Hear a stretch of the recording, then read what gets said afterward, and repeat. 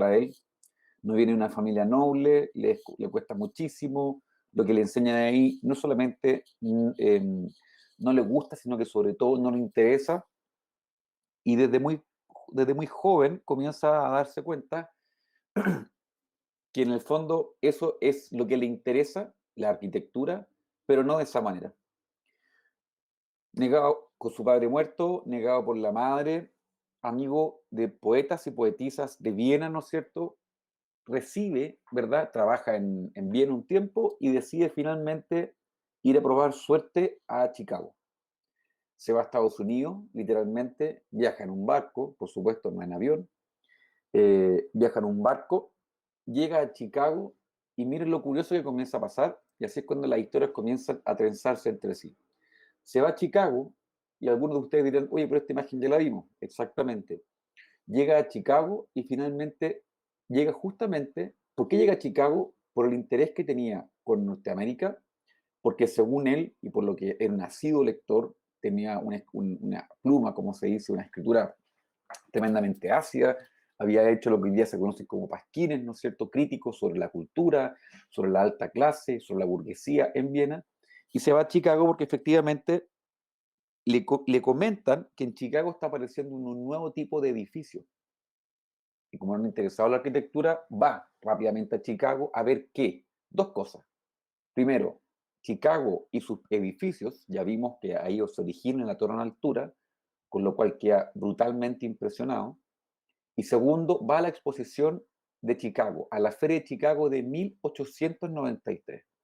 Y se encuentra con estos edificios, ¿no es cierto?, con esta capacidad nueva de mezclar estos nuevos materiales, el acero, el hierro, perdón, el vidrio, pero aún dándose cuenta, ya era una persona muy joven, ¿no es cierto? Tenía la edad que tienen ustedes, ¿no es cierto?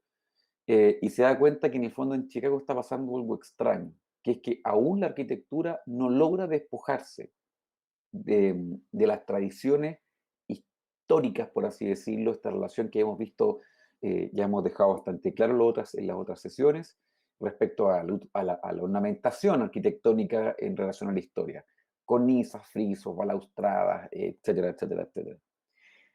Sin embargo, queda absolutamente prendido de la ciudad de Chicago y lo primero que hace es trabajar es de maestro, por supuesto sin ningún tipo de contacto.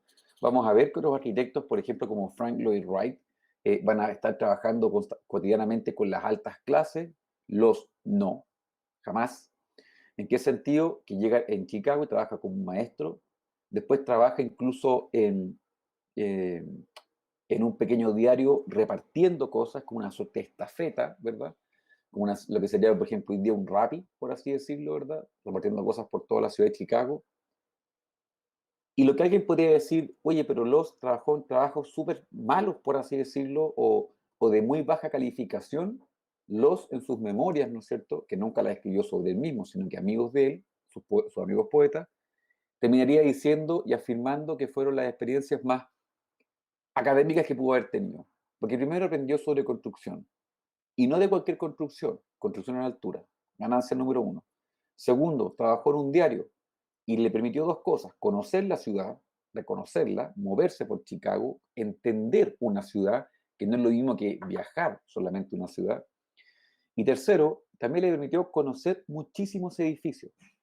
Con un tiempo, después de luego un año, en los cuales sus mismos hábitos, por así decirlo, de fiesta se sostuvieron tanto en Viena como en Chicago. En su sífilis que había adquirido en Viena se incrementa, ¿no es cierto? Cae enfermo. Y esa cuestión no le permite de cierta forma desplazarse con tanta tranquilidad y comienza a trabajar adentro del diario, donde también de cierta forma comienza a conocer y a hacerse muchos amigos de algunos otros periodistas, con quienes comenzaban a compartir un montón de información sobre escritura. Luego de eso, logra entrar a una oficina a trabajar como delineante. Hola, Manola. A trabajar como delineante, ¿no es cierto? ¿Qué es lo que es un delineante? Es un dibujante. Hay que entender que hoy día incluso existe esa diferenciación, la gente que estudia arquitectura y a quienes que estudian dibujo técnico, y hoy día son dos carreras tremendamente complementarias, por así decirlo. En ese tiempo eran carreras que estaban asimétricamente distanciadas. Trabaja como delineante y finalmente, un momento, perdón, Y finalmente él decide finalmente volver a Viena. Y vuelve a Viena a principios de 1900. Y en Viena se encuentra, ¿verdad?, con lo que ustedes ven en la derecha, que es el edificio de la Secesión. em, y de cierta forma, en vez de volver y plegarse a la Secesión, comienza, Manuela está, ¿cierto?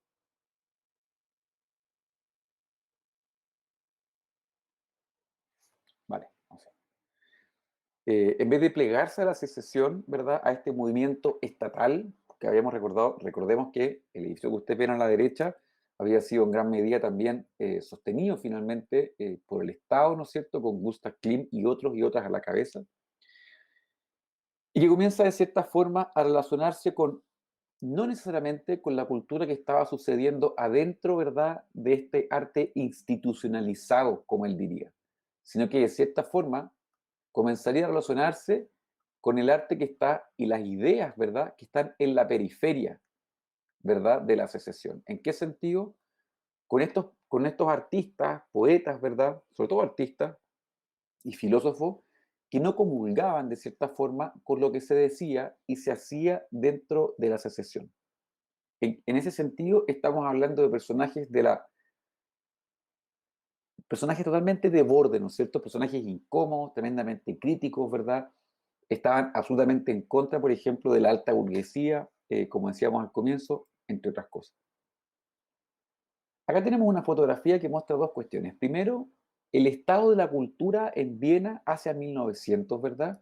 Y sobre todo, disculpen, voy a toser toda la clase porque tengo la garganta súper malograda, ¿verdad?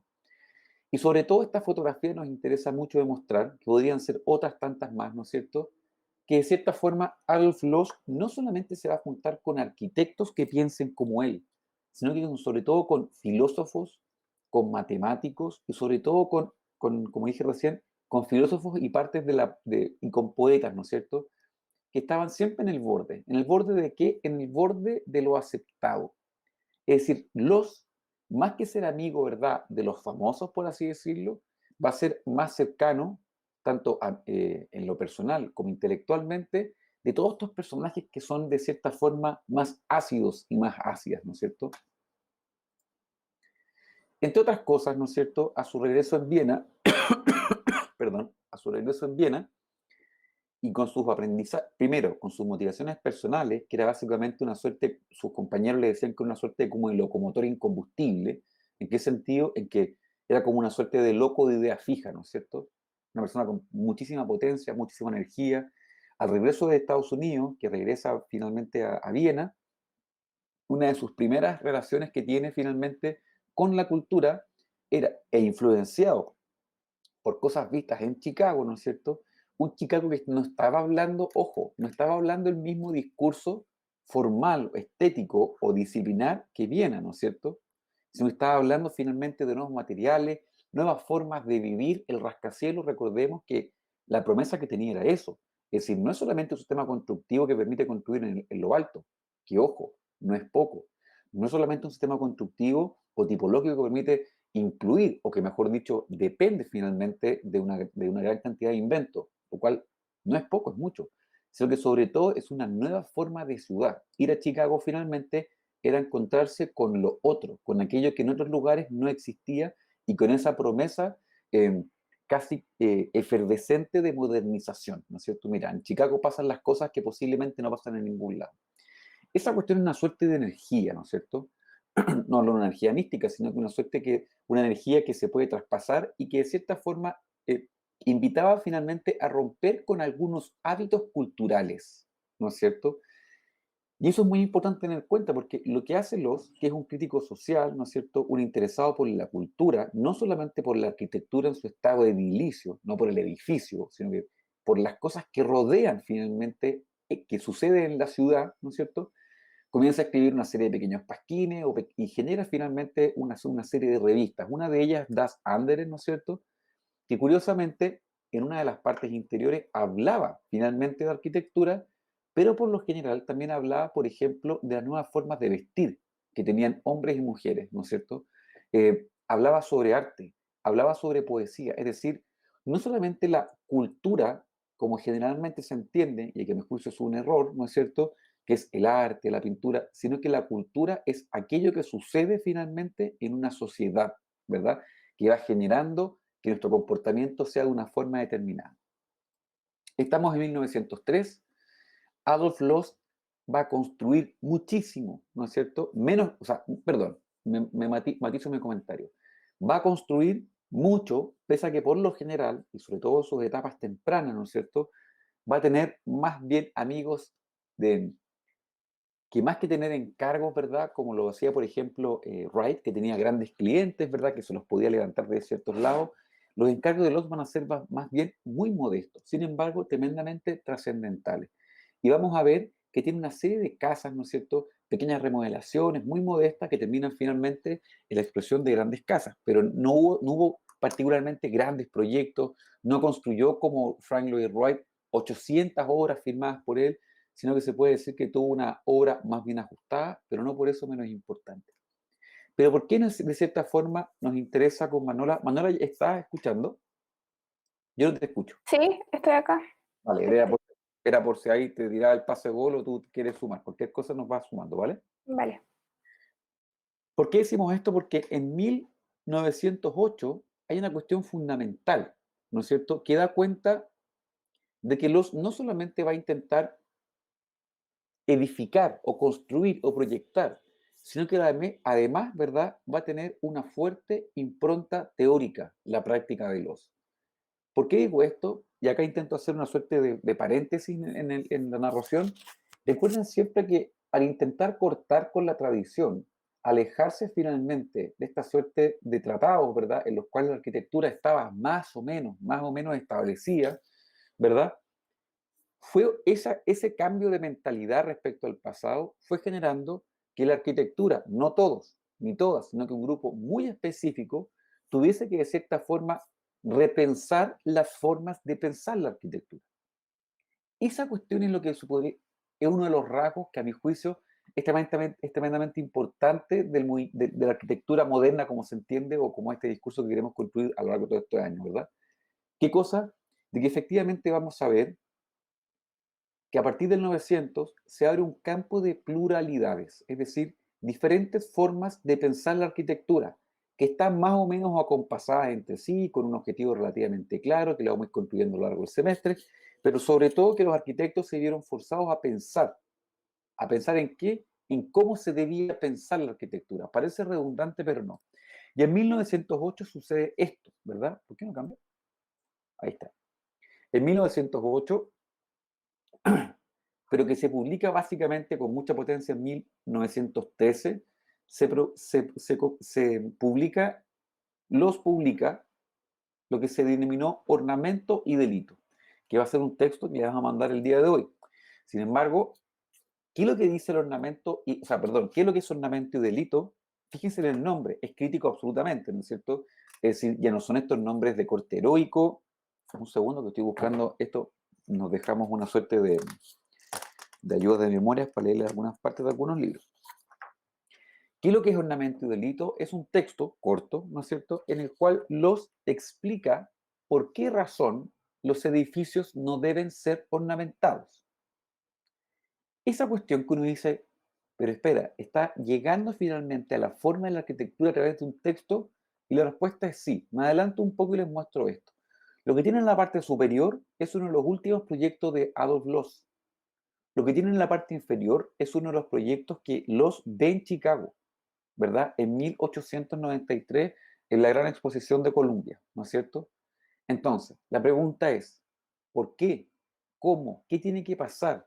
¿De qué manera? ¿Verdad? Lo que está arriba, que es un edificio puro, blanco, sin ornamentación, liso, ¿verdad? Desprovisto de esta carga histórica, porque ojo, el edificio que está arriba y el edificio que está abajo no están distanciados entre sí 200 años, son con suerte 30. Vamos a ver que las obras de los en menos de 15 años se van a poner en una situación exactamente contraria a lo que está pasando acá. La pregunta entonces es, ¿por qué? Una de esas razones es una relación absolutamente teórica, porque escribe esta cuestión y porque los tiene una aproximación teórica hacia la práctica. Es por eso que en este curso, y espero que los profesores y profesoras también se lo potencien, Cuando se hace esa diferenciación en teoría y práctica, que el taller es práctico y estos ramos son teóricos, no olviden, por favor, que la teoría no hace más que alimentar a la práctica, ¿verdad? ¿Qué es lo que es ornamento y delito? Es un texto en el cual, a través de una pluma tremendamente ácida, aguda, y que por supuesto no cayó bien, tenía una serie de argumentaciones en contra del ornamento. Algunas de estas son como esta. El ornamento, esto está sacado exactamente de ornamento y delito.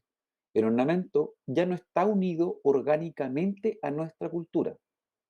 Tampoco es ya la expresión de esta.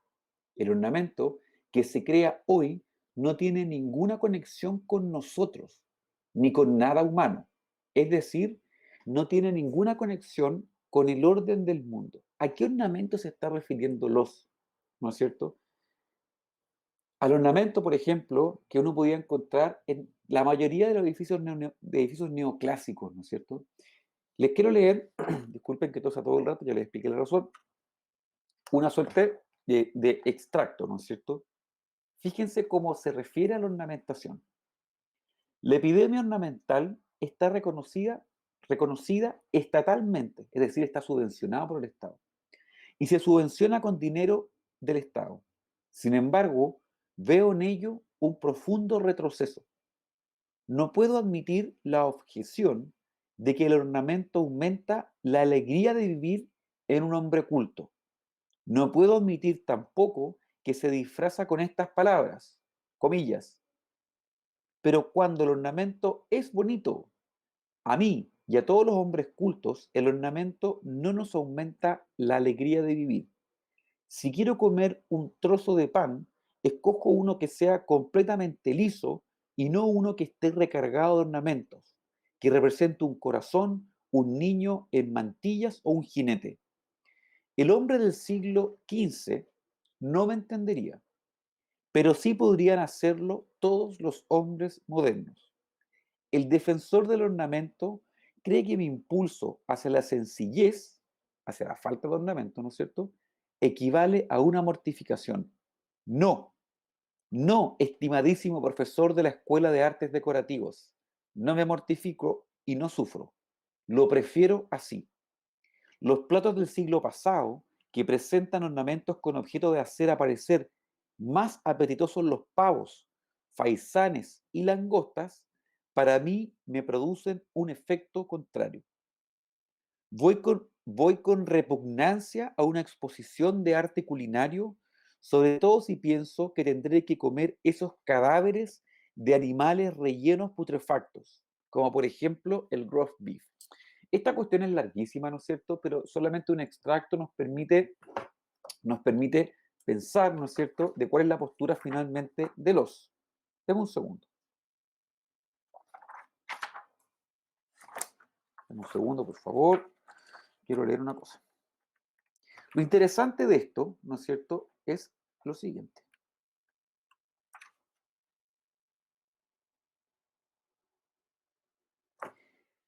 Acá hay una serie de precisiones, porque el mundo siempre es más fácil cuando nos lo presentan en una suerte de como de mundos polares. Acá está todo lo feliz, acá está todo lo triste, acá está todo lo bueno, acá está todo lo malo, y esa cuestión, esas categorías lineales, ¿no es cierto?, en que nos movemos entre A y B, ¿no es cierto? Acá nos vamos al cielo, acá nos vamos al infierno, acá está la gente con plata, acá está la gente sin plata, acá está la gente de derecha, acá está la gente de izquierda. Es decir, si se fijan, en la cultura contemporánea estamos lanzados finalmente a entender las cosas por A o B, lo que es un desastre. Tienen que haber siempre matices para entender las cosas en complejidad. ¿Por qué les digo esto? Porque sería un error enorme por parte de nosotros decir lo siguiente: los estaba en contra del ornamento. Es cierto, estaba en contra del ornamento, pero entendiendo que él era un hombre que se asumía moderno y que vivía en el siglo XX. ¿Por qué decimos esto? Porque asumirse un hombre y una mujer moderna, recuerden siempre que lo que estamos intentando construir es esto: ¿cómo vive un hombre y una mujer moderna en el siglo XX? Esa es la pregunta que ofrece el siglo XX. ¿Cuál es el arte? Fíjense, por ejemplo, en la sesión vienesa. ¿Cuál es el arte de hoy? ¿No es cierto? Los está exactamente en el mismo registro. Y no por eso es que cuando él mira arquitectura del siglo XV, la encuentra asquerosa, como si diría literalmente sobre proyectos del siglo XX, ¿no es cierto?, que aún siguen trabajando con ornamentos. Esta diferenciación es importantísima porque por lo general, cuando se presenta los, es como si Adolf Loos, estuviese en contra de todo lo ornamentado. Y él no está en contra de todo lo ornamentado, sino que está en contra de que el ornamento persista en el siglo XX, pese a que es una cuestión que era de antes. Esa diferencia se entiende, ¿no?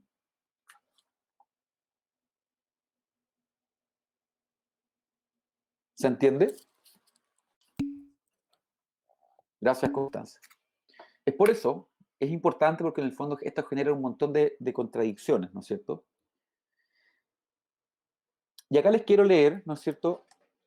Porque, ¿qué pasó? Que efectivamente las personas empezaron a entender a Los, cuando él escribe ornamento de delito, y empiezan a decir, Los es una persona que niega la cultura y efectivamente odia el pasado, ¿verdad? Y esa cuestión se fue sedimentando. Y Los, lo interesante de esto es que sale a defender su postura. Fíjense lo que dice.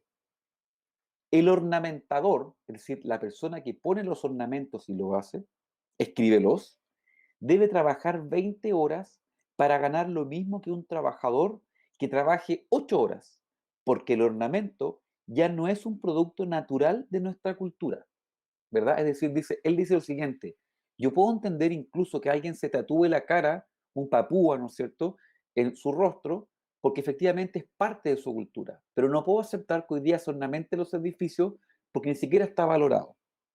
Y fíjense lo que dice Los, nunca he afirmado, como sostienen hasta el absurdo algunos puristas, ya me detengo en eso, que deba abolirse el ornamento sistemáticamente hasta el absurdo.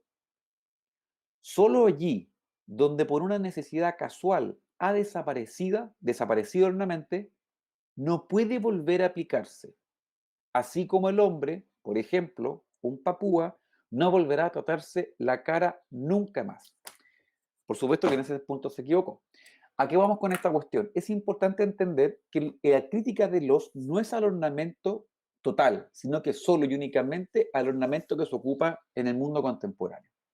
Lo interesante de esto es que ustedes ya entienden a qué nos referimos con ornamento, ¿no es cierto? Y vamos a ver finalmente, a partir de ahora, cómo esta teoría, antes que incluso que escribió ornamento delito, ya estaba dando vuelta en la práctica de Los. Y eso es lo que nos parece tremendamente energético, ¿no es cierto? Es decir, cómo un pensamiento reflexivo, teórico y muy propio a Los, que queda por escrito y manifiesto en diferentes textos, comienza también a imprimirse en diferentes obras. Y lo que vamos a ver es un recorrido muy, muy general, ¿no es cierto?, de muchísimas obras de Los, en las cuales vamos a ver de qué forma y de qué manera paulatina llega finalmente a proponer un proyecto tan desornamentado, como diría él, como alguna de estas casas. ¿Quieres sumar algo más, Manola?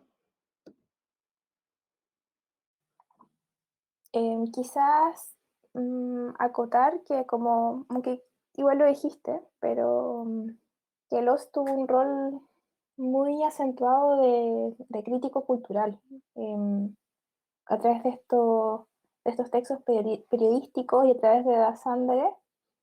Tenía una visión muy elevada también de Estados Unidos como un país más moderno y más avanzado.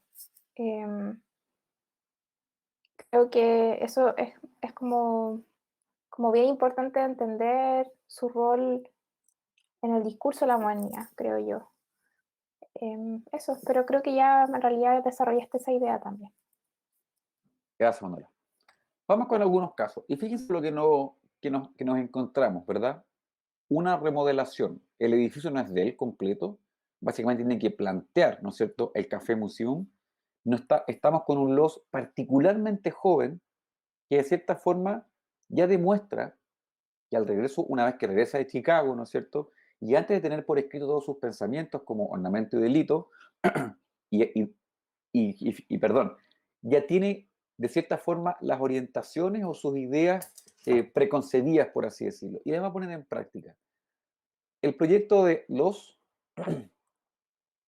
disculpen, el proyecto de Los es exactamente de la línea roja hacia abajo, y tiene que hacer un café. Si se fijan, lo primero que hace es desornamentar la fachada, ¿no es cierto? Fíjense entre ese tipo de ventanas, disculpen, ese tipo de ventana, ese tipo de ventana y ese tipo de ventana. Es solamente un gesto radical de diferenciación. Lo interesante de esto es que si bien es, entre comillas, muy entre comillas, solo una remodelación, el principio está presente. Es decir, lo tremendamente para mí potente de los es que incluso en un proyecto, va a sonar exagerado, pero miserable respecto a otras grandes, por ejemplo, al Auditorium de Chicago que hemos visto, las casas que ha hecho Frank Lloyd Wright a partir de 1900 en adelante, ¿no es cierto? O el Crystal Palace, es decir, incluso una remodelación muy pequeña, de un metraje cuadrado tremendamente acotado, es capaz, ¿verdad?, de proyectar finalmente estas ideas de desornamentación. El interior es como el que está arriba. Es evidente que ustedes dirán, oye, pero acá hay un montón de cosas. Sí, pero es muy importante darse cuenta que es una cuestión que tiende a la desornamentación. Sobre todo que a diferenciarse, ¿verdad?, de los espacios victorianos. Siempre recuerde lo que nos mostraba Manola de los. No entiendo la pregunta, Constanza. Constanza, si quieres prender el micrófono y conversamos. Todo lo que, exacto, todo lo que vamos a ver, todo lo que estamos viendo a continuación es de Los. Y este café lo diseña Los. Es una de sus primeras obras al regresar de Chicago a Viena. Entonces, ¿qué estamos viendo acá? Efectivamente, estamos viendo un café, o sea, un espacio que tiende a la desornamentación. ¿Por qué digo tiende? Porque insisto con esto, no es fácil decir un día, mira, se me ocurrió que voy a hacer toda arquitectura de otra forma y lo voy a hacer radicalmente distinta. Es muy forzado. Entonces, estamos viendo un café que tiende a la desornamentación. ¿En qué sentido y dónde se ve eso? ¿No es cierto? En la claridad, por ejemplo, de que la estructura tiene un rol predominante. Acá podemos ver vigas, por supuesto que esta forma Los no la diseña, sino que casi lo que hace Los en este café, además de diseñar las sillas, ¿no es cierto?, es sacar cosas, ¿no es cierto? Y poner finalmente eh, esa cuota de desornamentación, por así decirlo.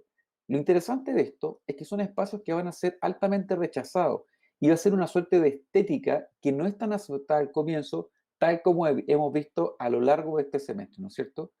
Y lo otro tremendamente curioso es que los decide, si ustedes hicieran, por ejemplo, una elevación de esta fachada, ¿no es cierto?, sería algo como así.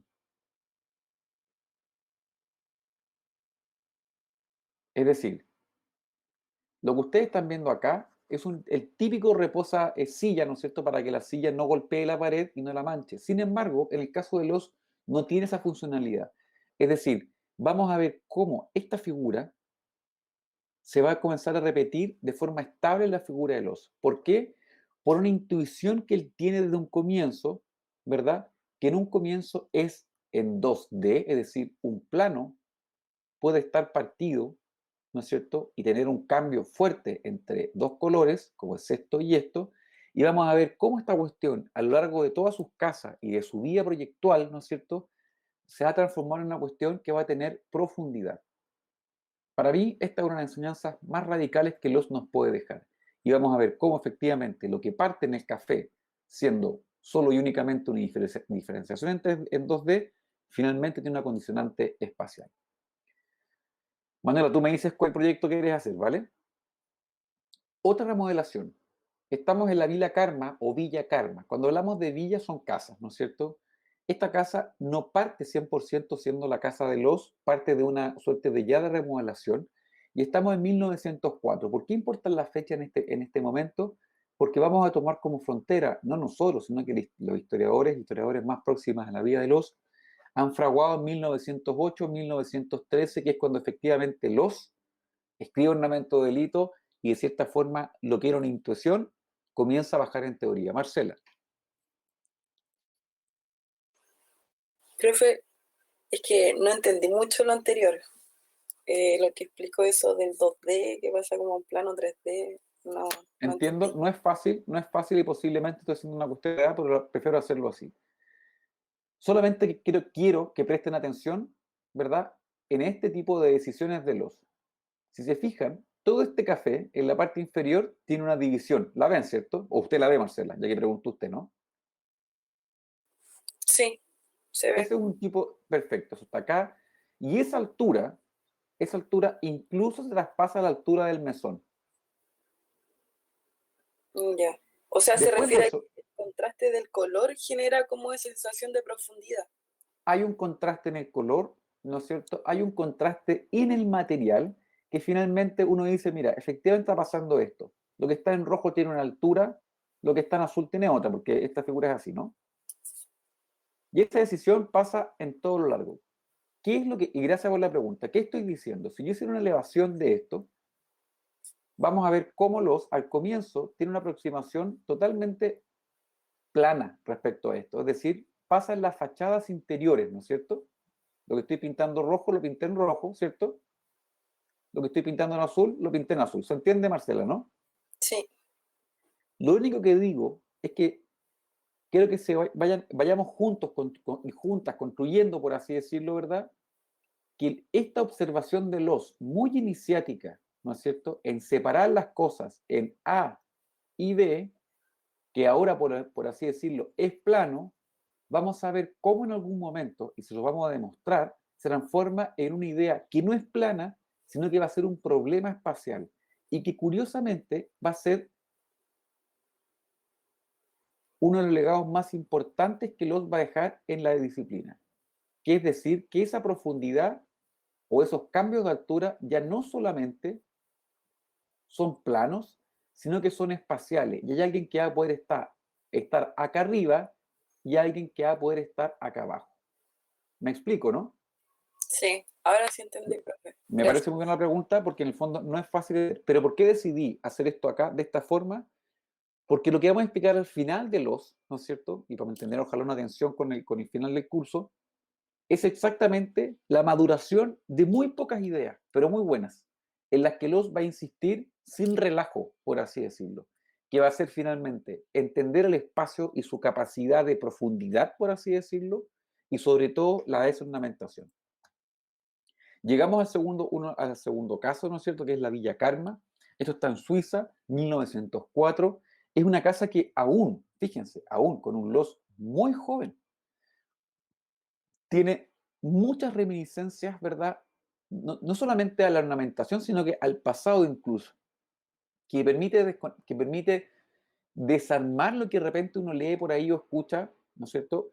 De forma muy imprecisa, es de que los odiaba la historia, para nada, falso, totalmente falso. Es decir, incluso lo que ustedes están viendo acá son columnas, ¿no es cierto? Dóricas inclusive. Sin embargo, uno empieza a decir, bueno, pero ¿qué peculiaridades tiene este edificio? Por un lado, es un edificio donde, una casa mejor dicho, donde los volúmenes comienzan a ser absolutamente reconocibles. Se fijan, fachadas completas, literalmente sin ornamentación.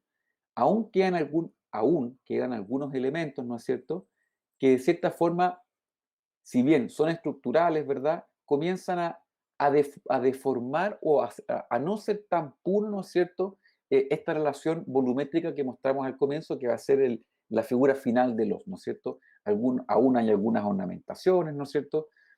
Hay algunas reminiscencias directas hacia la arquitectura histórica, por así decirlo, ¿no es cierto? Y si se fijan, aún incluso, un detalle que es menor para cualquier persona, pero para los no es menor, ¿no es cierto? Comienzan a producirse esta suerte de depuración de la arquitectura.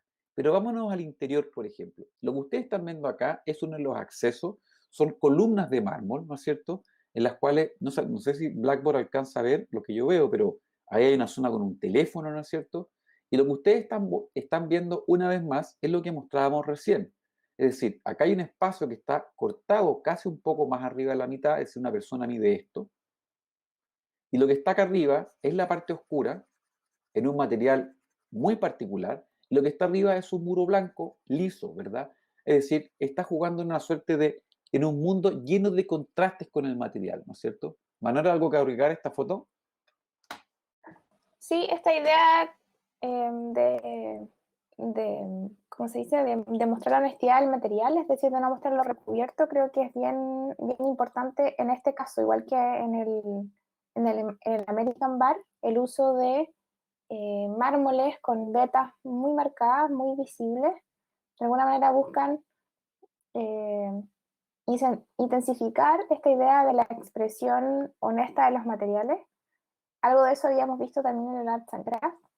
Y aparece con bastante fuerza en Loss porque si bien él se oponía a esta idea de la ornamentación como una decoración que se sobrepone, que es ajena a la arquitectura y que se superpone sobre ella, podríamos interpretar como que para Loss la ornamentación finalmente residía en esa expresión sincera de los materiales.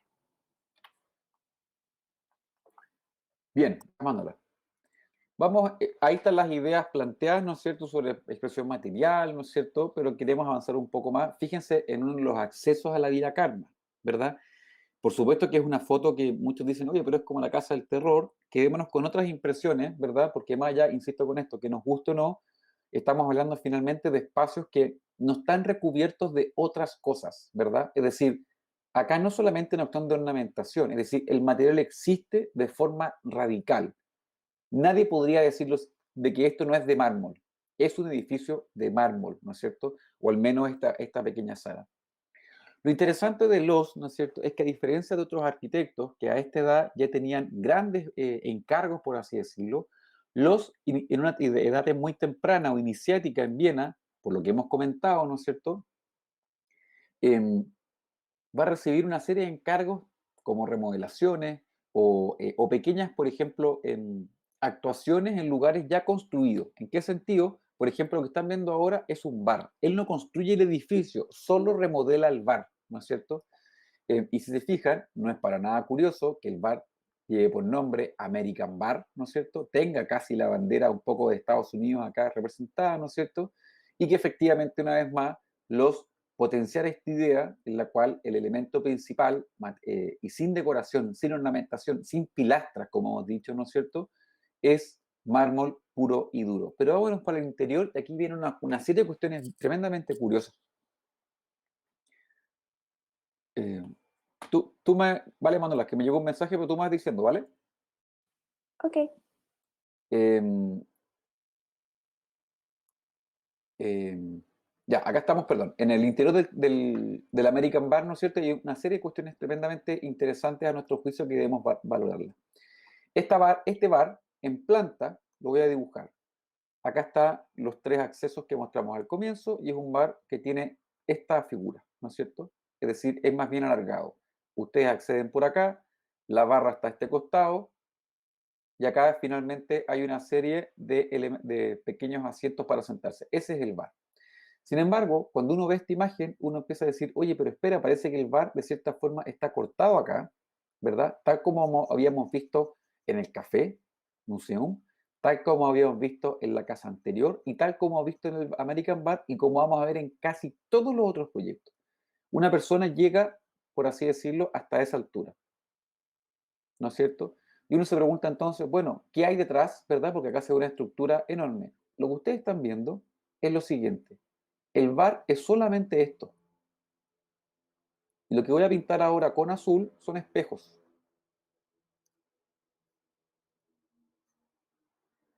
Todo lo que se refleja no existe. Es decir, esto de acá, ahí termina el espacio. Aquí termina el espacio. Estoy dibujando entonces con azul esta parte del bar y esta parte del bar. Y todo lo que se ve hacia atrás es solamente reflexión. Y si les pregunto a ustedes, ¿qué relación ven con otras arquitecturas que hemos mostrado, por ejemplo, en el caso de la Escuela de Chicago, esta suerte de puesta en valor de la arquitectura y sobre todo la estructura? Y una estructura que, como bien decía Manuela, no está asociada finalmente a a un pilar de hormigón, o perdón, de metal, que después tiene una ornamentación. El pilar existe tal y como es, ¿no es cierto? Es decir, esta suerte de honestidad material, fíjense, por un lado, ya no hay ornamentación. Dos, el espacio está partido no al centro, sino que un poco más arriba del centro y permite, más que este juego ilusorio, permite poner en valor finalmente esta cuestión de las estructuras lineales de pilares y vigas reticuladas con las que los se encuentra finalmente de primera fuente, por así decirlo, en una amplia serie de edificios que conoce en Chicago. Estas son otras representaciones del bar, ¿no es cierto? Ustedes ya saben o se dan cuenta, es difícil advertirlo, que el único pilar que existe, por así decirlo, es este y que todo lo que está acá, ¿no es cierto? De aquí para atrás es reflejo del espejo. Y esas serían algunas imágenes, ¿no es cierto? Que detalles, por así decirlo, que permiten dar cuenta de lo siguiente, es decir, hay acá finalmente una estructura existente, eh, perdón, una estructura de hormigón, ¿verdad? Un reticulado muy similar, si no es que igual, por así decirlo, a lo que estaba encontrándose en la escuela de Chicago, ¿no es cierto? Y por su paso por Estados Unidos. Esta era Manuela, ¿no? Sí, Dale. bien. Este es un edificio bien importante, sobre todo por su condición bastante polémica. Fue un edificio que fue realizado por encargo de la Municipalidad de Viena por los entre el año 1909 y el año 1911.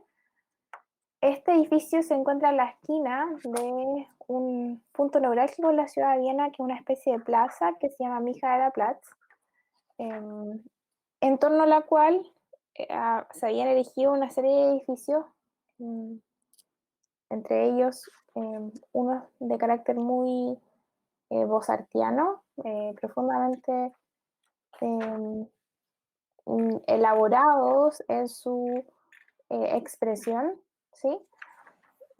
Seguían un lenguaje clásico de la tradición más academicista y en contraposición a ello, frente a un edificio en particular que está justo al frente, que no recuerdo exactamente cuál era el programa, pero que es bien emblemático de esta plaza, Los construye este edificio. ¿Qué es lo que vemos?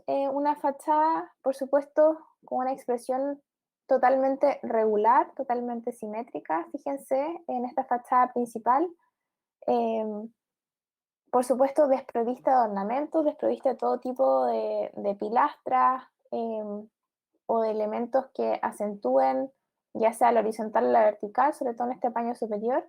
Sin embargo, fíjense que de todas maneras hay una especie de zócalo en el primer nivel que comprende las tres primeras plantas. Además, se hace uso en este acceso de cuatro grandes columnas que de todas maneras sí siguen ese orden clásico, es decir, sí son columnas clásicas.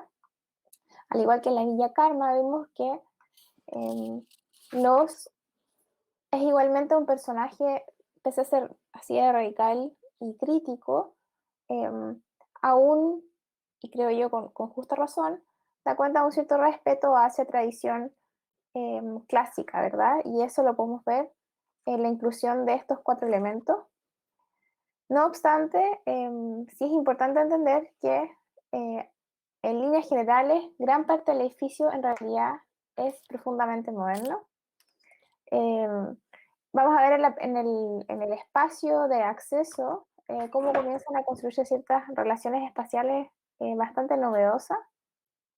Pero antes de pasar a eso, quisiera contarles a modo de anécdota que a propósito de la construcción de este edificio, los tuvo problemas con la Municipalidad de Viena, em, conflictos que terminaron en demandas legales, producto de básicamente de que era considerado eh, un edificio que no estaba a la altura de ese lugar que poseía un valor histórico tan significativo para la ciudad.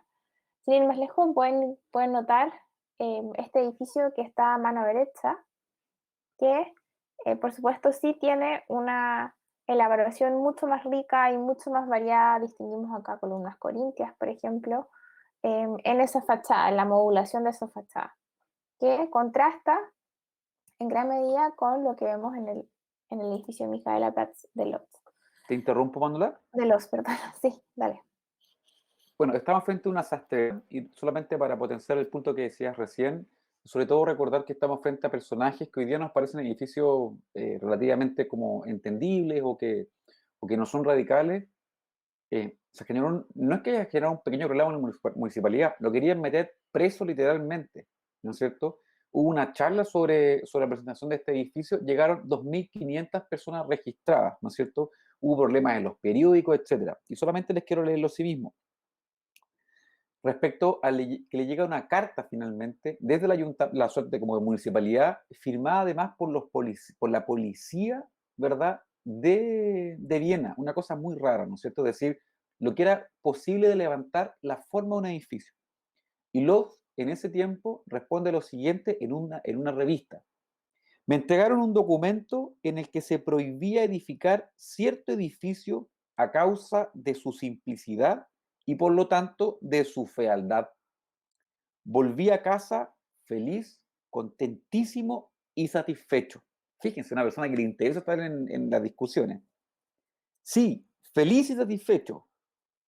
¿Quién, en efecto, entre todos los arquitectos de la Tierra, ha recibido por escrito el apelativo de artista por parte de la policía?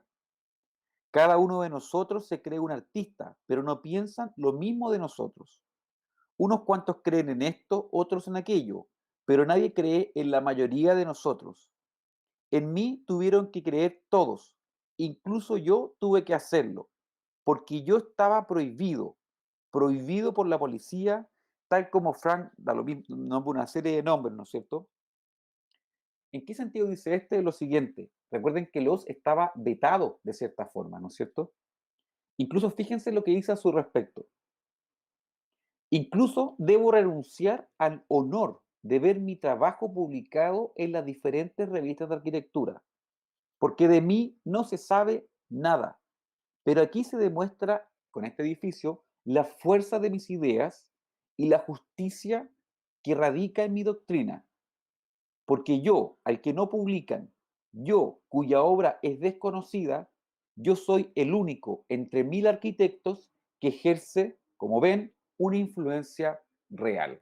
Es decir, solamente para potenciar que no solamente es una suerte de curiosidad, es decir, estaba finalmente luchando con los cánones de la cultura, lo que se entendía por el edificio, ¿no es cierto? Entonces, lo que estamos viendo a continuación es un caso excepcional. Manuela. Dicen de hecho que como consecuencia de ese conflicto, los accedió a incluir bajo ciertas ventanas de las fachadas estas jardineras que, si ustedes van a Viena, verán que tienen unas flores de colores que buscan que el edificio tenga una expresión un poco más pintoresca o cercana a la gente. A raíz de este conflicto, ¿verdad? Conflicto que no solamente enfrentó a las autoridades con Loz, sino que también a la opinión pública. Esta es la planta de el primer piso de esta tienda, ¿verdad? Se accede por este punto, se llega a este espacio de distribución que permite subir a este piso intermedio. Esta Bajar. plataforma. Ah, perdón, tienes razón. No, pues feña. A ver la foto. Tengo entendido que es bajar, ¿no? No, pues sube aquí. O sea, digo que desde el acceso se sube a ese piso intermedio. Eso es lo que quise decir. ¿En serio? Yo pensé que este no es el acceso. Ah, Bueno, tienes razón, sí, tienes razón. Toda la disculpa. razón.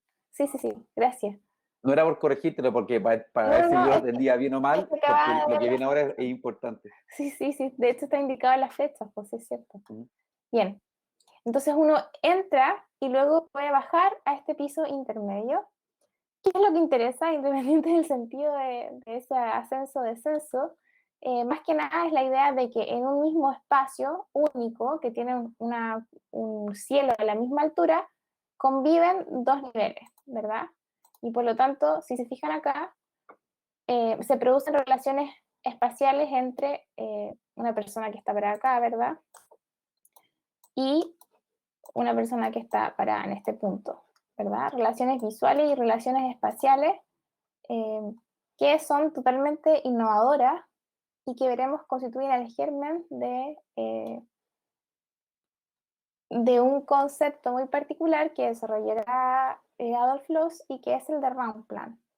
La idea de que uno puede diferenciar espacios, no necesariamente a partir de su compartimentación, es decir, a través de muros divisorios, sino que también puede hacerlo a partir de cambios en los niveles. Es decir, se genera acá un espacio que a este nivel, que tiene una determinada altura, mientras que este otro espacio que tiene una altura más reducida posee una cualidad espacial distinta, ¿verdad?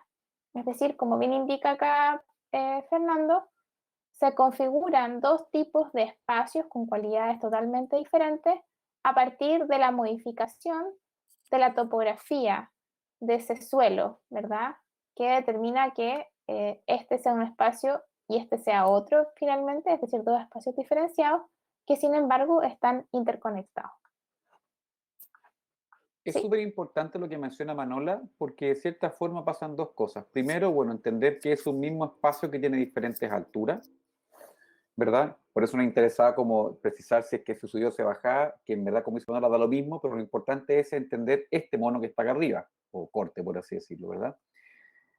Porque si se fijan, tiene que ver con lo que mostrábamos recién, ¿verdad? Si decir, si yo hago una elevación de esto, ¿verdad? Y lo pongo en plano, voy a tener la altura total, es decir, esta altura, que le vamos a llamar A, así, y finalmente, esta otra altura, fíjense, que es lo que le explicábamos recién, creo que a Marcela hice la pregunta, ¿no? Usted me corrigen si no era Marcela, que es esta parte de acá. Se fijan que está absolutamente marcado, que está acá, gracias Marcela, que está acá. Entonces, esta elevación que ustedes tienen acá en este momento, ¿verdad? En el caso del café era así. Acá el respaldo para las sillas y acá terminaba el muro del café. En cambio, en este caso y en los otros casos que se vienen, ya no es un problema solamente en 2D, sino que si se fijan, eso es lo que quería explicar. Y es por eso que era enredado lo que estaba explicando recién, pero si no, había que volver hacia atrás. En este caso es así. Ahora entiende mejor Marcelo lo que queríamos decir, ¿no? Y el resto, digo, ¿verdad? Entonces, aquí vamos con esta cuestión. Esto que parece una cosa eh, como, sí, qué bueno, yo lo he visto, uno en diferentes oficinas esto está. Esto es un cambio en la forma de entender el espacio. Esto es una radicalidad, esto es una genialidad, ¿no es cierto? Es decir, si los ingenieros se maravillan con que inventan puentes, ¿verdad? Acá hay una invención espacial, hay una nueva forma de entender las relaciones visuales, espaciales. Lo que hoy día nosotros decimos con tanta soltura, sí, mira, tiene doble altura, triple altura, espacios conectados, fluidos. Lo que está hablando finalmente, según los escritos de este libro es una maravilla en ese sentido, ¿no es cierto? Lo que está intentando decir es romper finalmente con estos espacios determinados de las casas victorianas. Algún momento ese tipo de casas Monero la mostró, estas casas llenas con espacios cerrados, al contrario, es decir, son espacios fluidos. Y esa cuestión no es solamente el interés porque usted pueda estar apoyado en esta baranda, ¿verdad? Y otra persona está acá abajo, sino que por sobre todo era que los espacios terminaran siendo lo más fluidos posibles entre sí. Y la fluidez, de una palabra que hoy día está tan manoseada, ¿no es cierto?, en la escuela de arquitectura, eh, acá se estaba intentando poner como idea central, entender que los espacios no son cajas, entender que efectivamente la distancia o diferencia entre los espacios no solamente puede ser una pared, como bien decía Manola, sino que puede ser sobre todo para mantener esa fluidez, ¿no es cierto? O sea, fíjense, si uno dijera, esto es un típico edificio, uno pinta en negro acá, un segundo, y acá se apagó esta cuestión, ¿no es cierto? Y acá hay una pared. Lo que dice Loss es que hay un espacio fluido, continuo, ¿verdad? En la cual es posible pensar, casi que es mejor hacerlo así, eh, casi que es posible pensar que son espacios conectados entre sí. ¿Algo más que agregar, Manuela, sobre este gran error que me acabo de dar cuenta que está acá abajo, sistema Balloon Frame? Nada que ver esta cuestión, ¿eh? ¿Sobre la Constanza casa? tiene una pregunta, espera, veamos qué Dale, disculpe. pregunta Constanza. Sí, hola. Disculpen, no iba a preguntar eso mismo, porque sistema Balloon Frame. No, es un error, no tengo idea de lo que está metido aquí, lo arreglamos hoy día, pero esto olvídenlo. Ay, Olvídenlo. Esto estamos, solo si les pedimos disculpas por el error, es mío, y estamos dentro del sistema. Estamos exactamente aquí, en el edificio Michael Platz, que es una sastrería, ¿no es cierto? Y si se fija, para ser más preciso, estábamos mostrando De hecho, la foto está exactamente de acá hacia acá. Entonces usted ve ese pilar y ve esa puerta. Ve ese pilar y ve esa puerta. Ahí Yo entendió solo la quería foto. acotar a partir de Dale. la planta que hay como una especie de planta libre también. Algo de eso Total. veíamos en la escuela de Chicago, en este recinto acá, ¿cierto? Esta grilla de pilares racional que permite justamente que no haya muros portantes, sino que la estructura baja por esos pilares. Hay un tema técnico también involucrado que hace posible que este tipo de relaciones espaciales sean posibles. Eso por un lado. Y lo otro que quisiera también acotar así ya para cerrar es el uso de los materiales, que si se fijan Sí. en la fachada también el zócalo era de granito o mármol, mientras que para arriba era un paño liso de estucado, pintado blanco, pero acá abajo, no se ve muy bien en la foto, también hay un uso de un material así tipo pétreo, al igual que en el interior, que es lo que se veía también en esa fotografía. Fíjense, hay recursos que se repiten, el uso de los espejos, igual que en el American Bar, fíjense también los tipos de piso, esta idea de la beta que aparece, que se hace visible, que finalmente creo yo es para Lowe's el único ornamento admisible. Ujú. Eso. Para cerrar, antes de irnos a recreo, solamente volver a esta imagen. Volvemos a esta imagen. Lo que ustedes tienen en la derecha, ¿verdad? Son dos cosas que ustedes ya reconocen o debiesen reconocer. Es el edificio de la Secesión, que vimos, ¿verdad? Con esta cúpula con pan de oro, etcétera, etcétera, que está cada vez menos desornamentado, pero sigue ornamentado. Y estamos viendo que Los hace exactamente, radicaliza esa idea, pese incluso a que está en contra de estos personajes. Pero más me interesa cerrar con lo siguiente. Por favor, fíjense en lo que es Viena, ¿verdad? Viena era así, perdón, está atrás. Entonces, fíjense en este detalle, por así decirlo, en lo que la foto no quiere mostrar. Fíjense en ese edificio. Fíjense en la otra fotografía que mostramos, Viena a la izquierda, ¿no es cierto? Y es por eso que cuando uno empieza a ver este edificio, que pese a que la fotografía es mala y la vamos a cambiar, ¿no es cierto? Que es algo totalmente liso, hoy día es una cuestión que parece aceptable, pero en su momento era básicamente proponer una cuestión fuera de cualquier canon aceptable. Estamos en la mitad de la clase de Los, es una clase bien fluida, tanto como los mismos espacios de Los. Son las 9:30, nos vemos a las 9:50. Nos vemos, recreo. No Chao.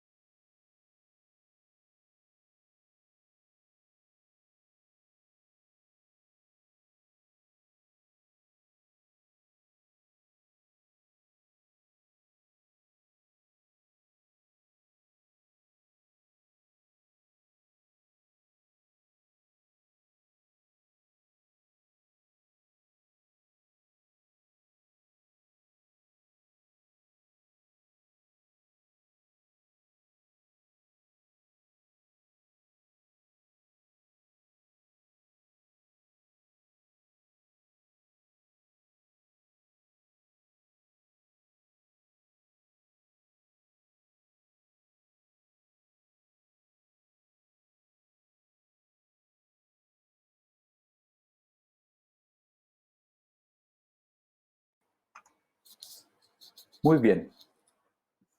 ¿Están por acá?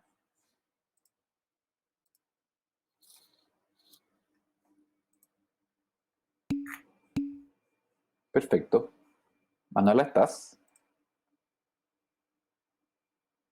Esperemos que Manuela prenda el micrófono.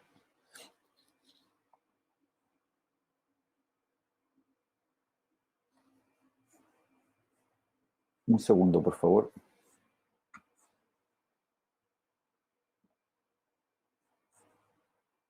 Manuela.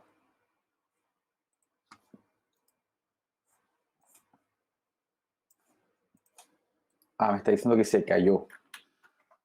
Un segundo, chicos.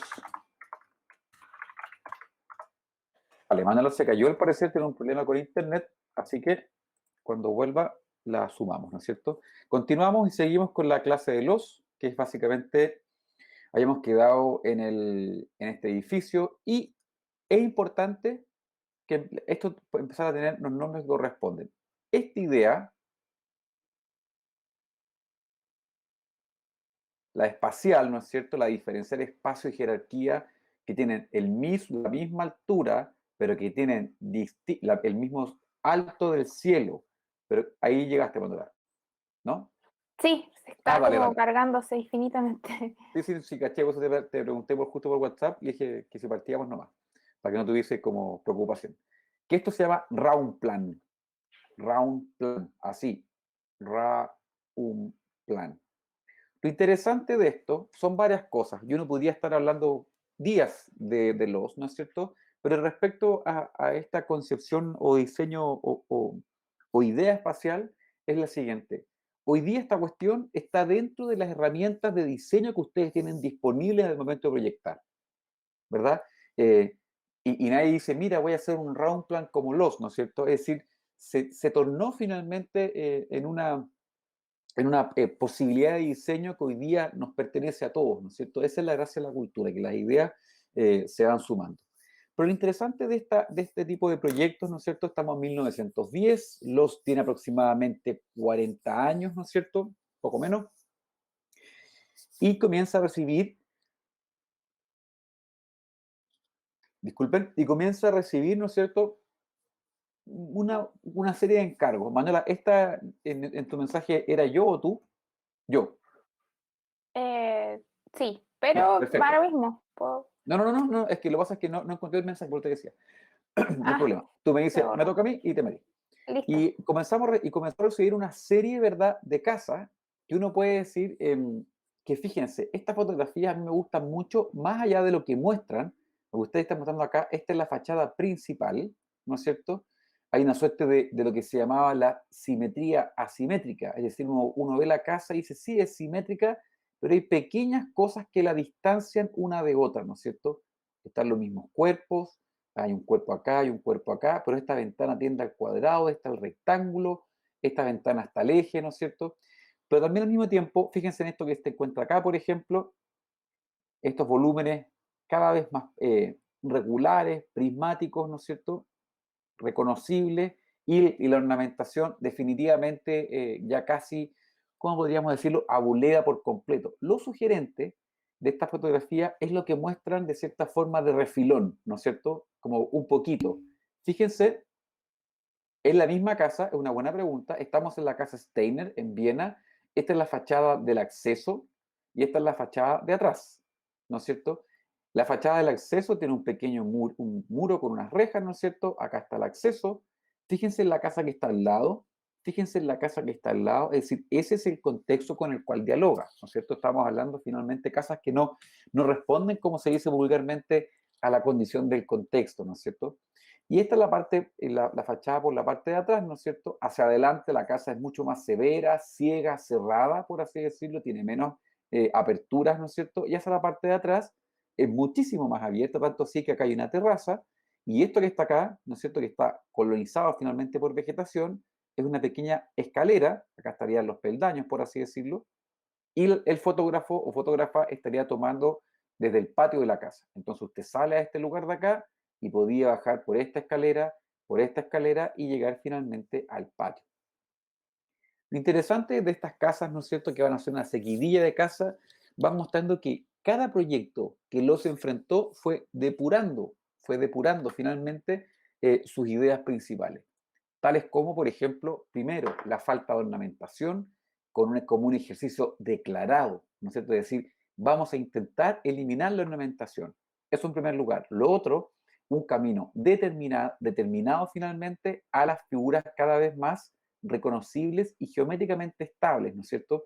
Fíjense, acá me permito volver un poquito para atrás, yo sé que es un poco latero hacer estas cuestiones, pero fíjense en este volumen que ustedes están viendo, la casa Steiner, estamos en 1910, pero fíjense, por ejemplo, cómo era una casa de 6 años antes. Es decir, mayor ornamentación, elementos que sobresalen, prismas que están con una estructura que se expone, elementos con tejas, ¿no es cierto? Columnas, esas pequeñas ornamentaciones con esas esferas metálicas, o sea, de hormigón, chimenea, es decir, es una casa o estas incrustaciones, ¿no es cierto?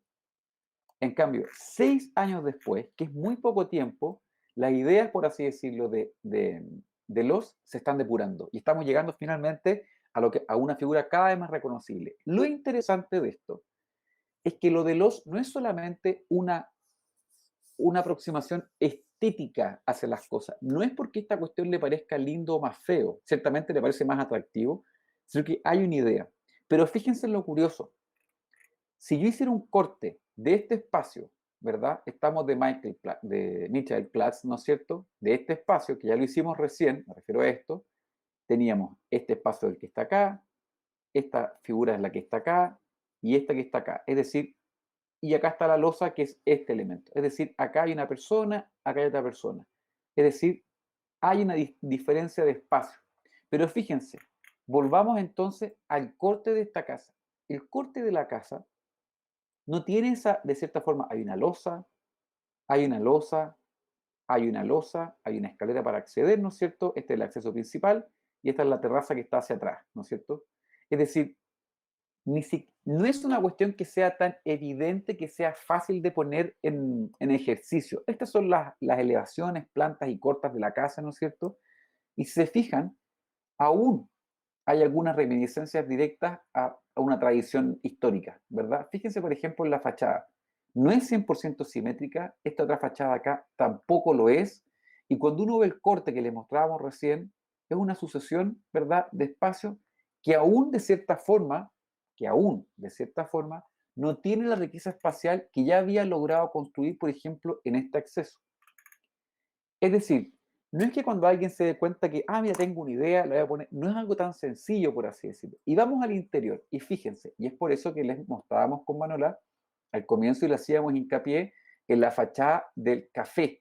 Volvamos al café, porque esta cuestión, más que verla de forma lineal, fíjense, les mostramos esto del café, le decíamos, acá hay una división espacial, acá hay un color tipo A, acá hay un color tipo B, ¿no es cierto? Y efectivamente también es una cosa que estaba más bien de corte como adosado a la pared, lo mismo que vimos acá, diferenciar los materiales, ¿no es cierto? Lo mismo que vimos acá, diferenciar los materiales. Hay una suerte de línea que existe entre lo que pasa arriba y lo que pasa abajo, ¿no es cierto? Lo mismo que está pasando acá, fíjense. Es decir, esto de acá es un elemento de mármol, ¿no es cierto? Y lo que está arriba hay otro elemento.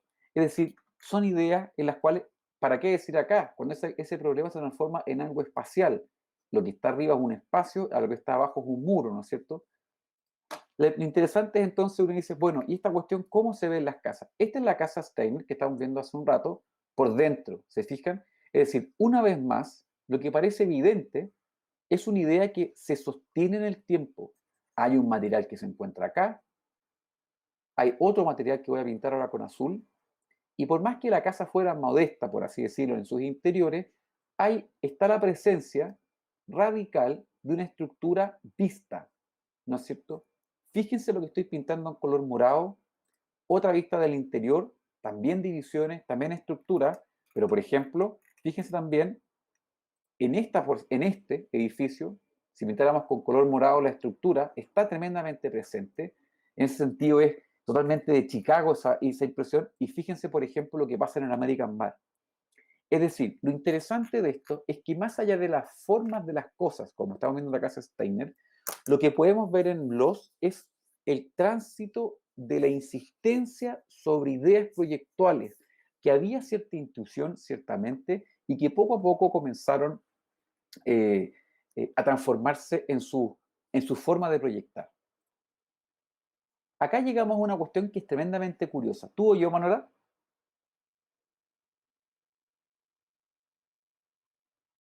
Dale tú. Manuel, ya. Llegamos a una cuestión que es tremendamente curiosa, ¿no es cierto? Que de cierta forma da cuenta de varios rasgos de personalidad de los.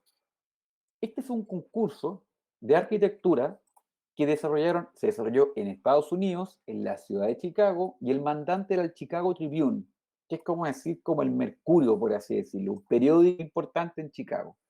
¿Para qué? Para hacer efectivamente el edificio para el Chicago Tribune en Chicago. Y hacer que la tipología de una torre, un rascacielos. Lo interesante de esto es que recuerden siempre que el rascacielos no es oriundo, por así decirlo, de las Europas.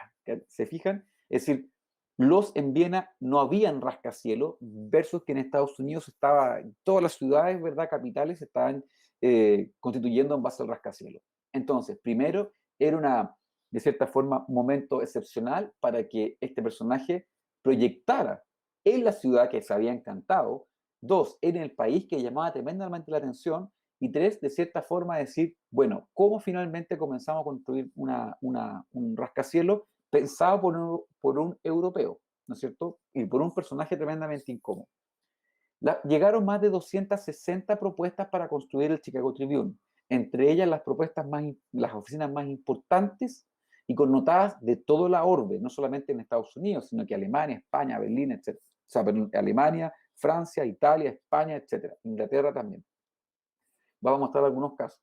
Lo importante de esto es que uno dice, oye, espera un poco, pero esto es como una columna. Es decir, sinceramente, nunca quiso ganar el concurso, dicho por él. Lo que le interesaba de cierta forma, más de 260 propuestas, Claudio. Lo que le interesaba a de cierta forma, era plantear a través del concurso de arquitectura, y que va a ser una cuestión que persiste hasta hoy día, y que era muy cotidiana al principio del siglo XX, una suerte de crítica disciplinar. Porque él decía efectivamente que la torre, ¿no es cierto?, que había sido inventada por norteamericanos, podía establecerse una relación directa con la historia. Lo que ustedes están viendo es una columna. Por supuesto que que esta torre no terminó por ganar. Lo más curioso de todo es que, fíjense, el Chicago Tribune terminó siendo construido este concurso, absolutamente neoclásico, ¿verdad? Es decir, ahí tiene torrecillas, torreones que hablan directamente sobre una suerte como de ciudad gótica, o mejor dicho, sobre el gótico, ¿no es cierto? Hay mucho imaginario que se construye en torno a estos edificios, en arcos, nuevamente, columnas, etcétera, que es Raymond Hood y Howells, ¿no es cierto? Este es el que gana, este es el que se construye, pero fíjense finalmente lo que nos permite exponer la propuesta del Chicago Tribune, que es lo siguiente. Hicimos una pequeña recolección, ¿no es cierto?, de algunas de las propuestas de diferentes arquitectos. Por ejemplo, yo sé que ustedes hoy día no conocen la mayoría de estos nombres, pero van a ser nombres que sí o sí ustedes lo van a terminar viendo en nuestro curso. ¿Qué nos interesa más allá que se aprendan los nombres? Que se den cuenta que para 1922, año del concurso, la disciplina estaba partida por la mitad. ¿En qué sentido? Estaban como Di Guardi, ¿no es cierto? O Di Guardi, que, que junto, por ejemplo, a esta arquitectura, Salmour o Wagner, por ejemplo, estaban intentando sostener a través del edificio más contemporáneo posible, con ascensores, con los inventos más radicales, esta relación directa con un lenguaje clásico. Es evidente, ¿no es cierto? Es decir, casi todos tienen esta reminiscencia con arcos y de figuras torreones, esto es básicamente una torre, ¿no es cierto? Acá hay un pequeño torreón, un castillo, etcétera. Esto también tiene condiciones casi piramidales, ¿verdad? Wagner tenía acá cuestiones incas incluso. Pero hay otra, ¿verdad? Viven en simultáneo, conviven estas arquitecturas. Hay otras arquitecturas, como por ejemplo Adolf Mayer y Walter Gropius, Hilbert-Simon, ¿no es cierto? O Max Taut, como el que está acá, junto a otro Bruno Taut, este es un poquito entre comillas, que ya están apostando a la simplificación de las formas, ¿no es cierto? Están apostando finalmente a esta arquitectura de corte racional, mucho más funcionalista y sobre todo a las nuevas estéticas.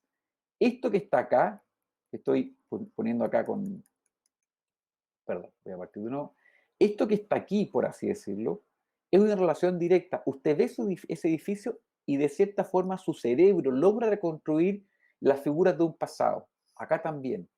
Acá, por supuesto que sí. En lo que estoy marcando a continuación, la respuesta es no. Esto es nuevo. Esto no existe. Y si se fijan, están conviviendo estéticas en simultáneo.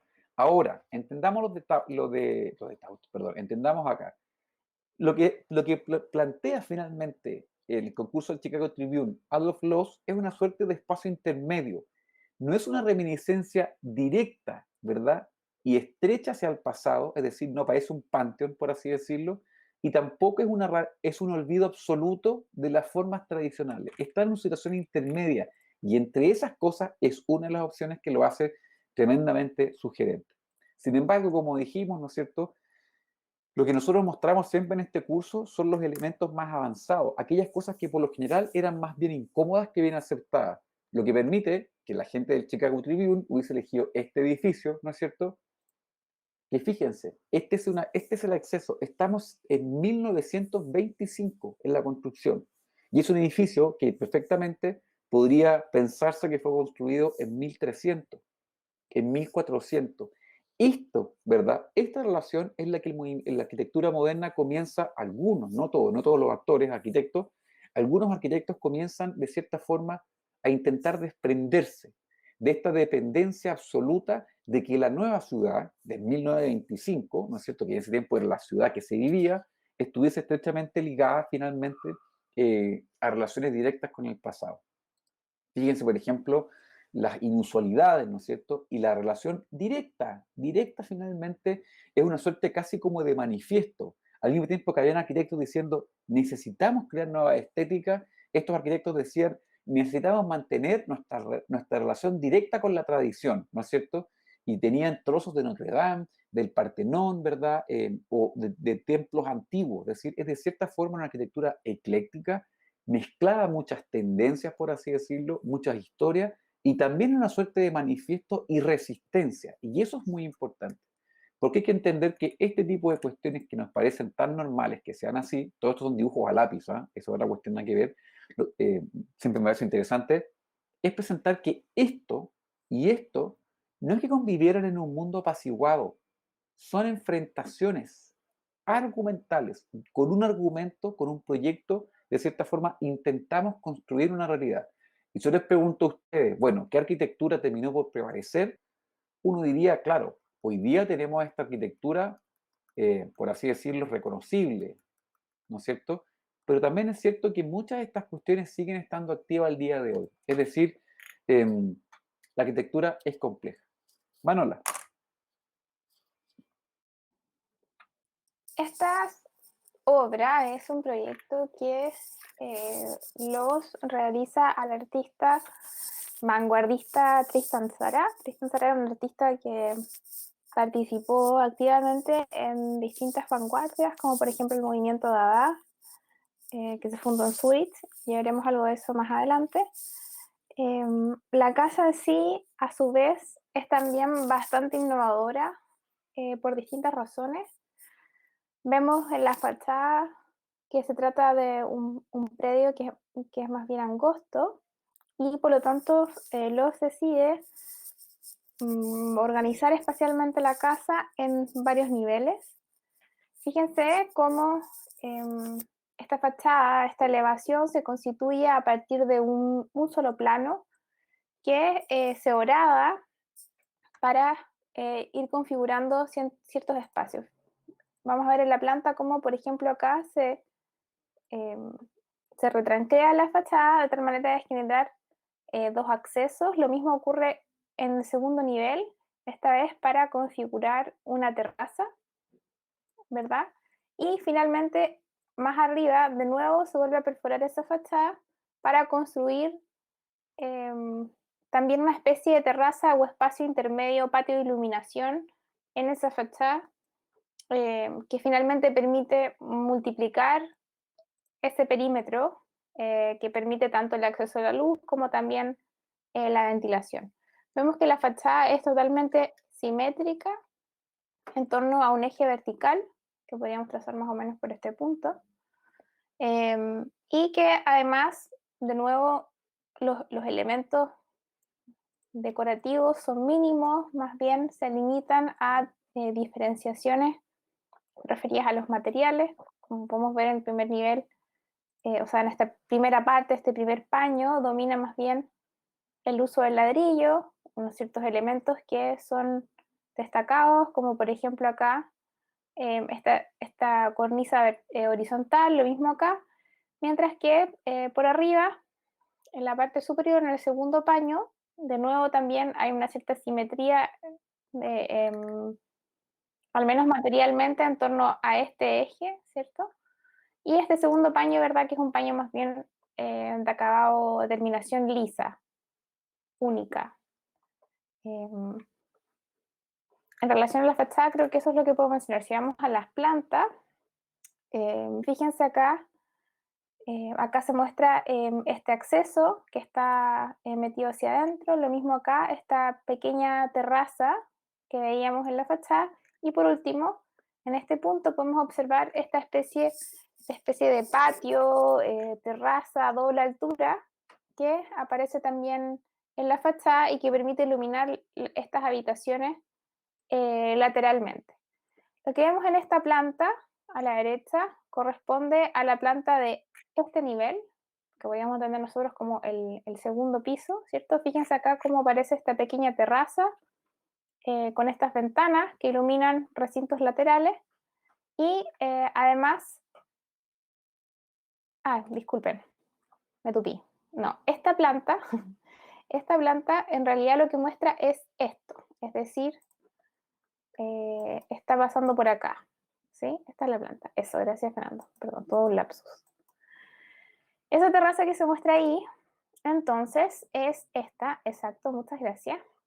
Y estas ventanas son las que iluminan estos puntos. Fíjense acá cómo hay una especie de comedor principal y luego un living, que es lo que se puede ver acá, que está comunicado con ese comedor. Fíjense de nuevo cómo a través de distintas alturas, distintos niveles, distintas modificaciones topológicas del piso, se buscan configurar distintos espacios.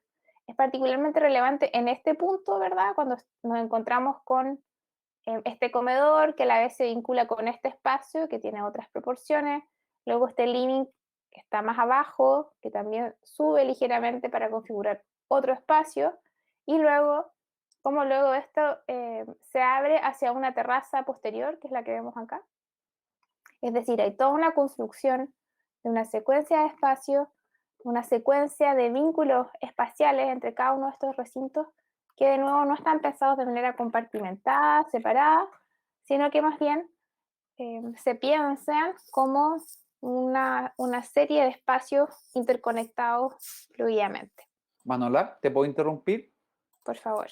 Mira, solamente decir lo siguiente. Fíjense, por favor, en los que acaba de decir Manola, porque este espacio, si uno de cierta forma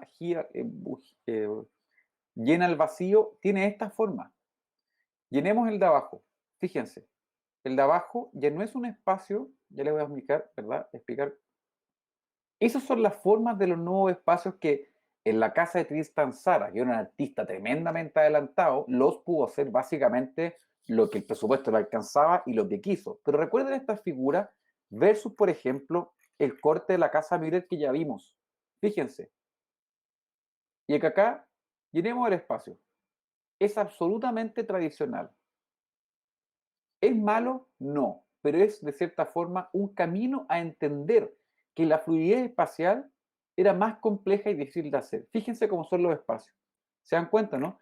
Creo que esas cuestiones que parecen menores son tremendamente arriesgadas. Fíjense entonces ahora lo que está haciendo Loss en esta parte. Relación con el exterior, un living comedor un comedor apretado y un living, como sale living room, mucho más grande, conectado en el exterior. Es un espacio realmente fluido. Manuela. Sí, la verdad es que creo que aparte de eso, que me parece que es como el momento más significativo de este proyecto, creo que por supuesto podríamos entrar a estudiar largamente la planta. Por supuesto hay una serie también de escaleras interiores como consecuencia de que también hay una búsqueda por, como se ve también en el corte, de no pensar este edificio como una sumatoria de plantas racionales, tipo esqueleto de Chicago, que por supuesto es una versión más racional y económica de un edificio en altura. En este caso, más bien, el edificio no es una torta, no son capas equivalentes que podemos trazar perfectamente como unas lonjas horizontales, sino que muy por el contrario, son como cubos de aire que comienzan a ser desplazados para ir configurando espacios en distintas alturas. De ahí que podamos ver también eh, distintos núcleos de escalera, pequeños tramos de escaleras que permiten finalmente el tránsito a través de estos distintos niveles. Fíjense también en este punto, aquí es donde está este comedor que da hacia la terraza, aquí no se alcanza a ver, pero esto está comunicado con o sea, este es el living y esto es el comedor, aquí hacia atrás, ¿verdad? De nuevo acá, fíjense en este espacio, la idea de distintas alturas, aquí uno desciende, hay aberturas también que comunican ambos espacios, nuevas relaciones espaciales, nuevas exploraciones intermedias, cómo se relacionan dos espacios que están uno junto al otro, esa relación es completamente abierta, espacialmente abierta, están al mismo nivel o están a niveles distintos, es decir, comienzan a sumarse nuevas variables, ¿verdad? Al desarrollo de los espacios interiores.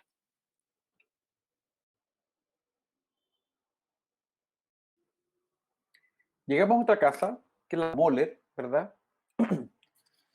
Y estamos finalizando la clase de los. No, queríamos que en el fondo con estos casos, que son los mínimos, por así decirlo, y estamos llegando a la figura de un Los que ya está bastante enfermo. Recuerden que Los muere de cáncer, tiene una sífilis bastante, luego de 3 matrimonios, ¿no es cierto?, con 3 mujeres fantásticas, bailarinas, artistas, etcétera, con las cuales duró muy poco casado, porque básicamente el tipo era un tiro al aire, ¿no es cierto? Ya estaba bastante enfermo y en su última etapa de la vida logró hacer estos otros 2 proyectos que ya, como hemos dicho desde el comienzo, logran sintetizar de manera muy clara, muy cristalina, por así decirlo, las ideas principales que pretendió, que exploró durante su vida proyectual, ¿no es cierto? Figuras reconocibles, ¿no es cierto? La falta de ornamentación absoluta, un gusto, yo diría como bien exquisito por la abstracción, ¿no es cierto? Y sobre todo, de cierta forma, un compromiso con él mismo respecto a la radicalidad.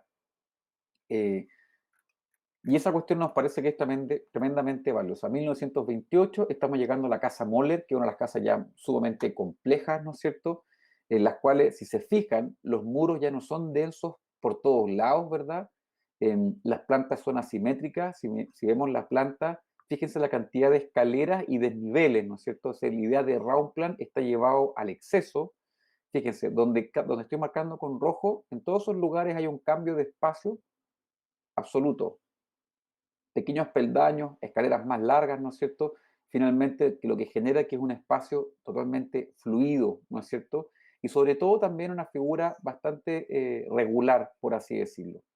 Si se fijan, lo que está acá al lado es una isométrica en la cual ustedes pueden ver, voy a ser bien claro porque nos interesa mucho que entendamos bien.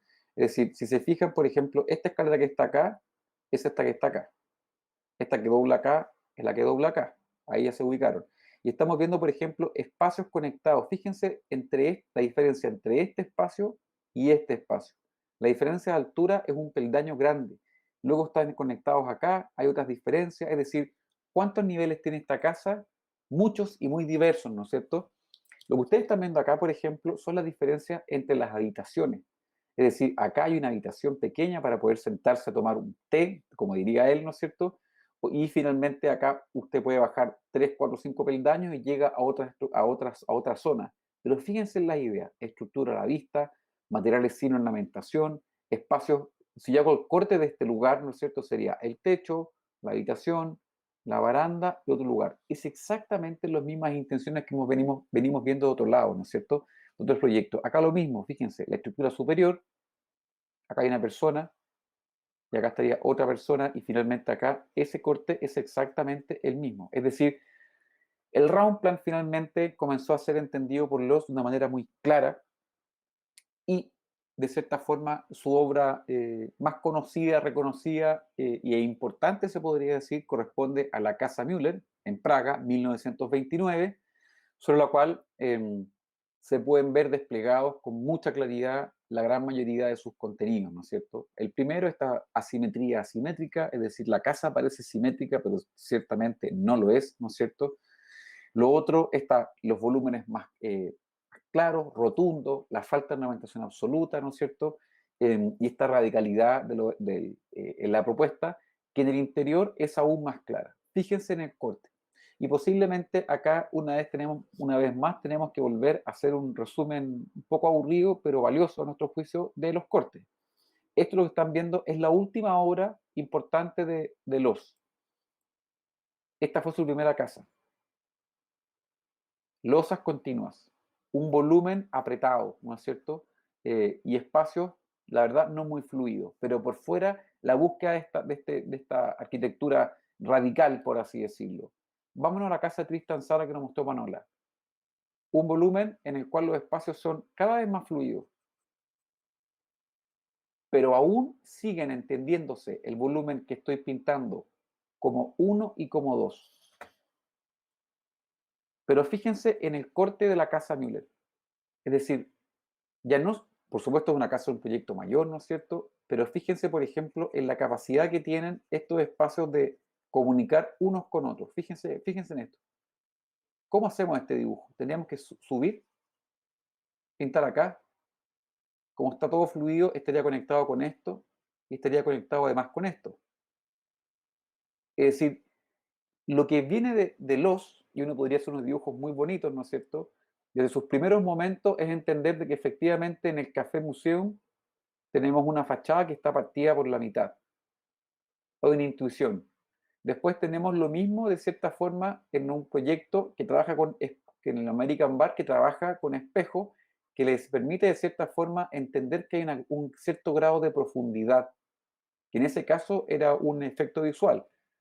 Después entendemos que efectivamente en el Michael Platz tenemos un espacio que hay una distancia y que luego de eso tenemos además también un cambio de altura. Y luego vienen una serie de casas en las cuales el momento último y final, muy cerca de su muerte ya, es una casa donde el espacio es absolutamente fluido, donde las paredes casi que no existen y lo que divide el espacio más privado de uno público eh, son las diferencias, los diferentes cambios de altura. Fíjense en esto, acá hay un espacio comunicado por una escalera, acá hay otro, ¿no es cierto?, diferenciado por un pequeño muro. Es por eso que la clase de Loss nos gusta mucho hacerla, porque una teoría, ¿no es cierto?, y una observación que comienzan desde muy temprano, terminan transformándose en un problema espacial. Estructura, espacios fluidos, diferencia de altura para generar los cambios de privacidad y jerarquía, honestidad en los materiales, es lo que Loss, de cierta forma, nos deja como enseñanza. Para finalizar, la imagen del comienzo, que es una fotografía que encontraron hace muy poco en Harvard, la encontré la semana pasada, ¿no es cierto? Y en la cual se puede ver de cierta forma a ojos de un entendido como ustedes son ahora y entendidas respecto a lo que es el round plan, con muchísima claridad. Fíjense, esto no es una escalera. El cambio está hecho en ese peldaño. Es decir, esto no es una escalera baja, es un cambio de espacio, ¿no es cierto? En donde este espacio tiene esa altura y acá hay un pequeño escalón, ¿no es cierto?, que genera un cambio de altura. Es decir, volvemos a hacer la figura que venimos haciendo del comienzo y hay una fotografía que además la encontraron hace poco y es particularmente bonita y es con la cual nos gustaría terminar la clase de los. Para finalizar, lo siguiente, un pequeño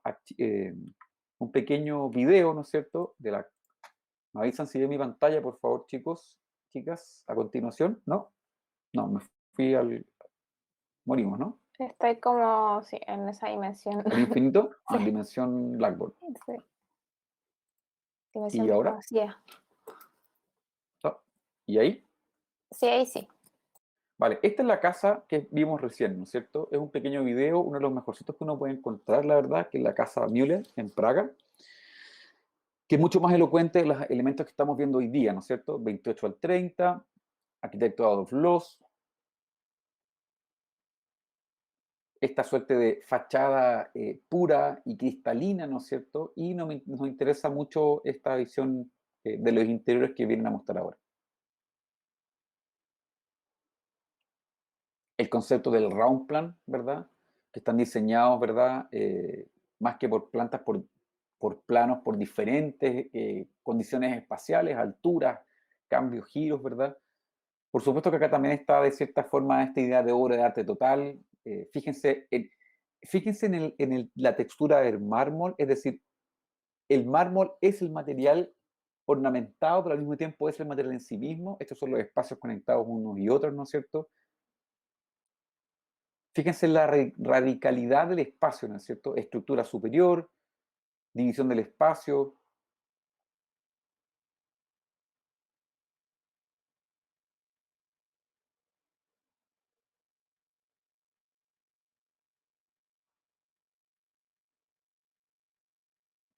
Un segundo que... Sí.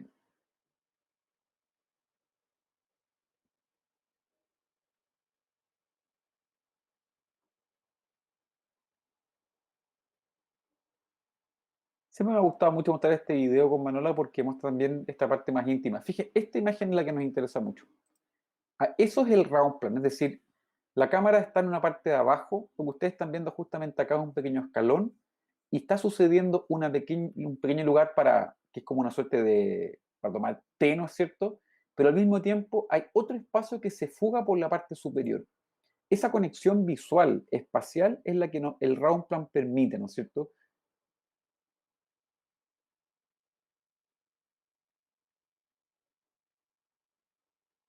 Este es el dormitorio de la señora Müller, ¿no es cierto?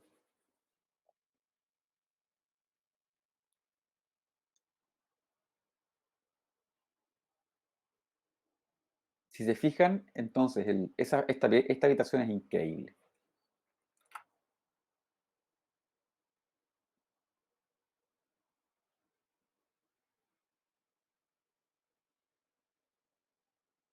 Es como un video de inmobiliaria, en verdad. En ese sentido no es muy bueno.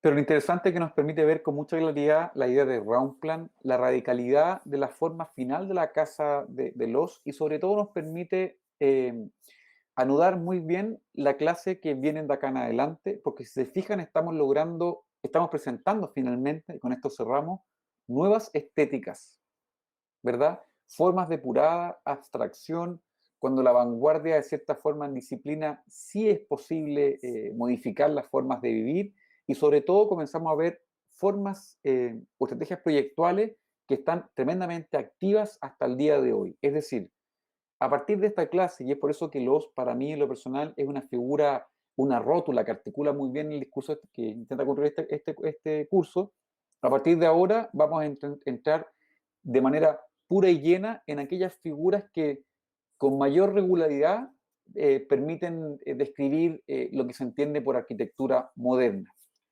Estimados, terminamos antes, no tengo problema con terminar antes. En la próxima clase veremos otra arquitectura similar a esta, ¿no es cierto? Pero con un proyecto social y cultural, porque vamos a ver la Deutsche Werkbund. Manuel, ¿algo para cerrar?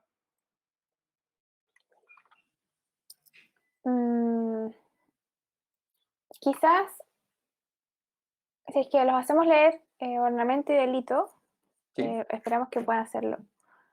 Creo que también es interesante entender, y hace referencia ahí que Loos también vive en la misma Viena en que viven los secesionistas. Lo que vimos, creo que fue la clase antepasada, la versión Art Nouveau de Viena. Y en el texto él hace referencia a eso, a esta especie de arte degenerado, dice él, que está financiado por el Estado.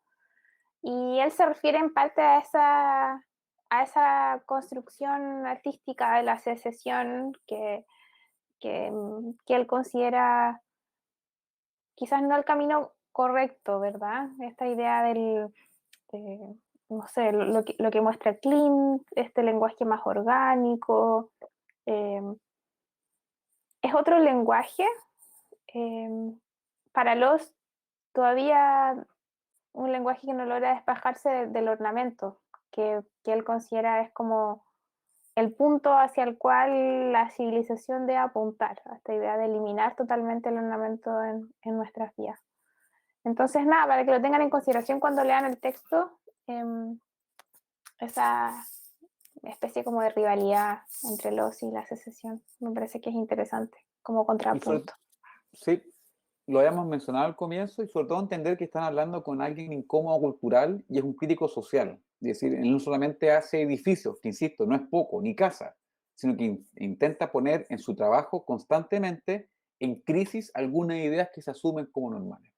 Esperamos le haya gustado mucho la clase de Loos. A mí Loos en lo particular es ojo que él, más que periodista, Constanza, me gusta presentarlo como un crítico, ¿verdad? El periodista por lo general tiende a narrar algunos hechos, él tiende a poner algunas ideas a través de la escritura. Pero sí, vamos a ir poco viendo a la figura de Loos. Espero les haya gustado. Esperamos que estén muy bien. Mucha suerte. Nos vemos. Cuídense, chao, chao. Adiós. Gracias, Constanza, igualmente. Adiós.